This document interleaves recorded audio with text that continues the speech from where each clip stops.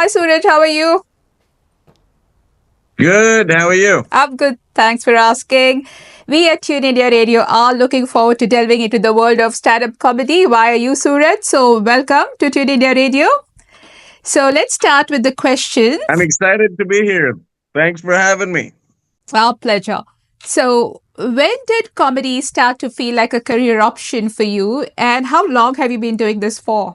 Yeah, that's a good question. I've been doing it for about 8 years now, and I have always enjoyed watching it from when I was a little kid, but it never felt like a realistic option. South Asian background, the typical. It's like you're either an engineer, lawyer, doctor, or that's it. Those are your options. Figure What out else what you is there? want What else is there? to do. Yeah, exactly. But and so in my family as well, my dad and mom were super open with like, hey, do whatever you want. But then everyone in the family, when they're an engineer, it kind of just guides you in that direction anyway, right? Like everyone from my great grandfather down is a civil engineer. So when I became a civil engineer, I was the worst civil engineer in the family because they're all way better at it. And but at least I was an engineer before I was like, hey, what if I try this? And, mom was initially concerned. She was like, it's a nice hobby.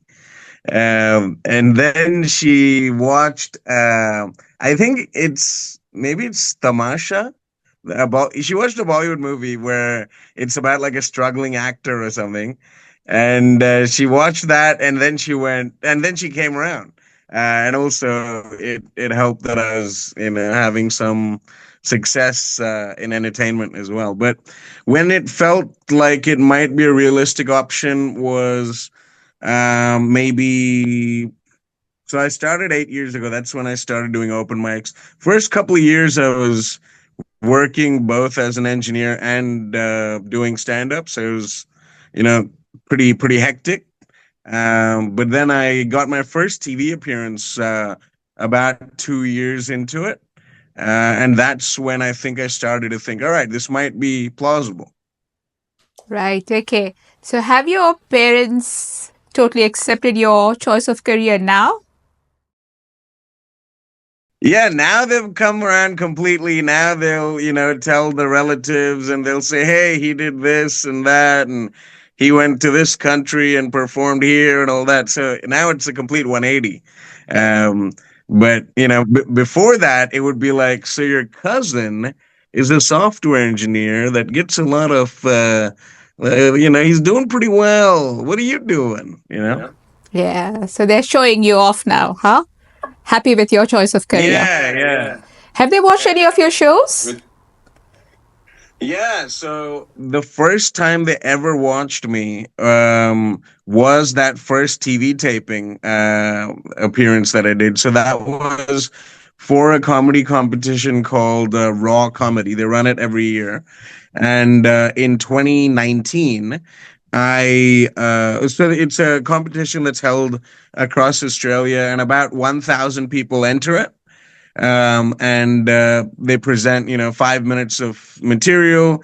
It's a lot of new comedians. Basically, it's kind of run by Triple J to find and platform new comedians, and it's run across all the states, and then there's the state finals that happens in each state, then a national final which happens in Melbourne Town Hall to about 1,500 people. And then that gets recorded and put onto SBS and online and things like that. So in 2019, I took part in that and came second nationally. So that was fun. And when we did that, that was the first time I was playing such a big room in Melbourne as well. So, and it was a TV taping. So I was like, all right, this is a nice time to invite them to come to the show. There's, big cameras around. There's more than 1,000 people. I can always then pretend like, yeah, every time I leave the house, I'm not going to some random dingy pub to play to 6 drunk people that are falling over trying to play the pokies. No, this is happening every time. Right. Okay. So, which brings me to my next question. Your wife is an Aussie British, and you're an Indian. So, are there any culture clashes happening at home? And do you take away from those clashes and add to your shows and, like, just to enhance your scripts more than anything else? Do you do that? Oh yeah, yeah, absolutely. In fact, that day when I did that TV taping in Melbourne, my parents met Emily, who's my wife now. So it was like, all right, the first time I'm going to be on TV, first time I'm playing to 1,000 people. How else can I add stress to this day? Well, let me introduce my partner to my parents for the first time, just do everything at once. And so that's the first time they met her. And I think they like her more than me.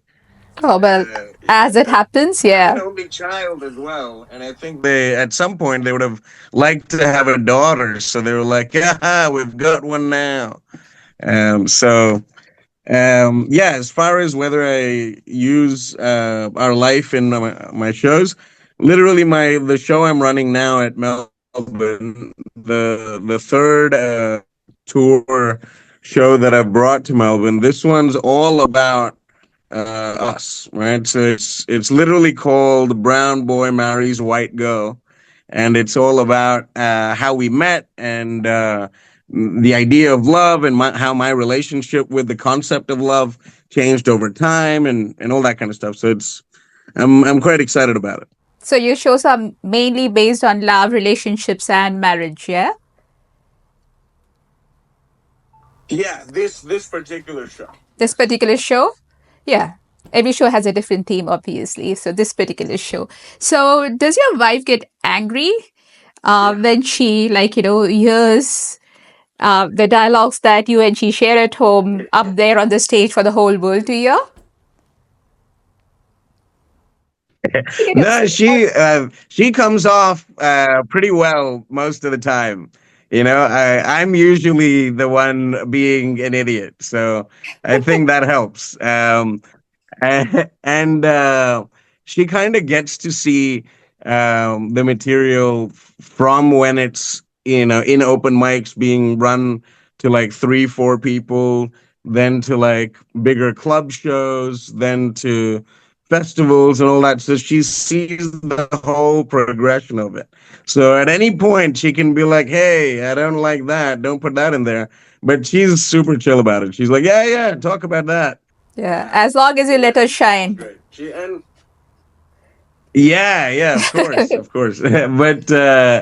But yeah, she comes to so many shows and like she when we spent those 5 years in Sydney, she probably knew the act of half the comedians in Sydney. That's how regularly she was, in touch with the local comedy scene. So that was great as well, because then rather than just driving by myself to a gig and back, I'd get to hang out with her and make it a lot.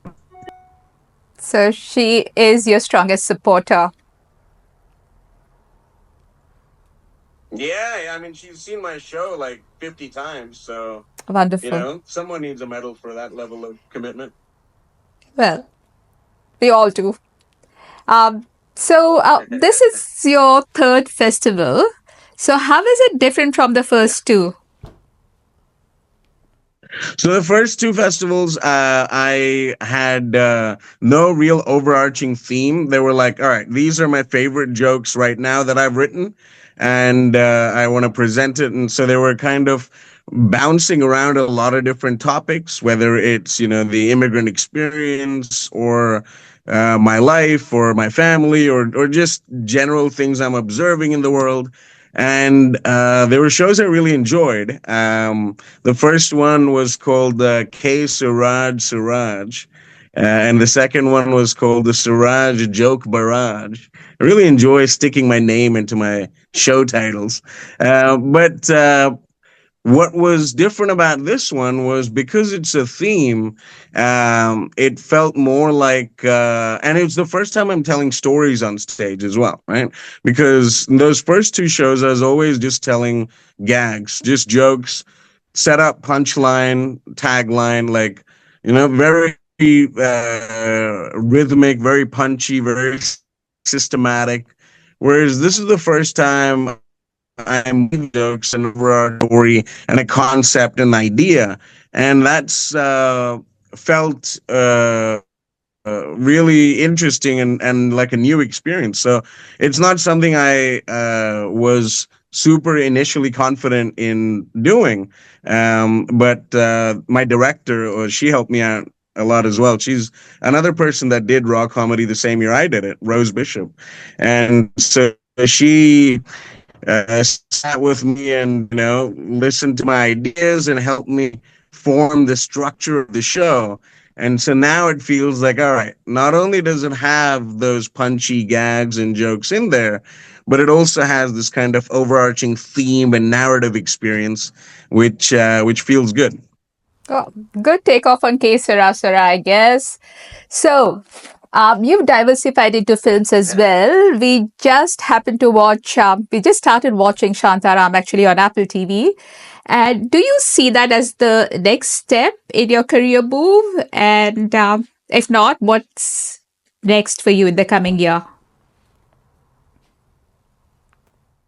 Yeah, so I enjoy acting, and Shantaram was a lot of fun. We spent 4 months in Bangkok, and it was right when COVID was happening, full lockdown in Sydney. So gigs weren't, stand up wasn't happening. So it was one of the rare moments where going off and shooting something for 4 months didn't mean that I was missing out on a ton of stand up gigs, right? But typically that would be the trade-off. If you go off and do an acting thing for a while, you don't get to do stand-up in that interim, right? While I enjoy acting, stand-up is the most fun, right? It's live, it's there, it's in the room, it's with the people that are there, and it feels like the kind of, it goes back all the way to like the like Greek and Roman times when they just have these like humorous lectures that they'd give in their congregations and stuff. So it feels like the most simple basic way of kind of connecting with people without needing 1,000 cameras and screens and this and that.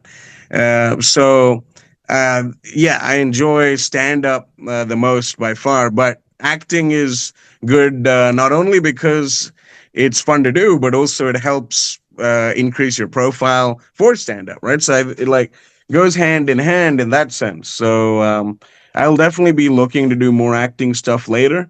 And in the next year and a half, I'm planning to move to New York. So that will, also help out. I have an agent in LA who can hopefully get me some more acting work, and then stand up is like the main thing in New York. So hopefully that all pans out and I am not living in a box.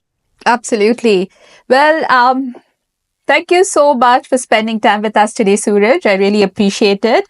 And we wish you all the very best for your show today as well as for the future. Let's keep in touch. Thank you so much.